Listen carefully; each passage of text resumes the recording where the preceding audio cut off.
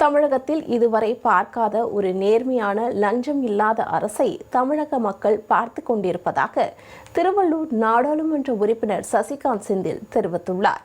பெருந்தலைவர் காமராஜரின் 123வது பிறந்த நாளை முன்னிட்டு திருவள்ளூர் மாவட்ட காங்கிரஸ் தலைவர் சசிகுமார் தலைமையில் நலத்திட்ட உதவிகள் வழங்கும் நிகழ்ச்சி நடைபெற்றது. இதில் சிறப்பு விருந்தினராக கலந்து கொண்ட நாடாளுமன்ற உறுப்பினர் சசிகாந்த் செந்தில் பொதுமக்களுக்கு நலத்திட்ட உதவிகளை வழங்கினார்.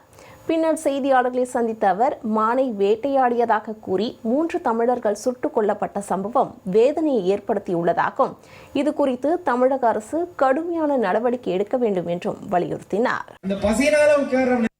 கூட நம்மளுடைய செம்மரம் வெட்டுறாங்கன்னு சொல்லி பல பேரை சுட்டுக் கொள்வதும், இந்த மாதிரி சுட்டுக் கொள்ற நிகழ்ச்சிகள் ரொம்ப மனதிற்கு வலி தர விஷயங்கள். ஏன்னா அவர்களெல்லாம் அப்பாவி மக்கள், ஏழை மக்கள். அப்படிப்பட்ட ஒரு செயல்பாட்டிற்கு அவர்களை சுட்டுக் கொள்வது என்பது அது ஏற்றுக்கொள்ள முடியாத ஒரு விஷயமா இருக்கு. இதை மேல ஒரு கடும் நடவடிக்கை எடுக்கணும். அந்த அரசாங்கத்துக்கும் நாங்க ஒத்தாயம் செய்யறோம்.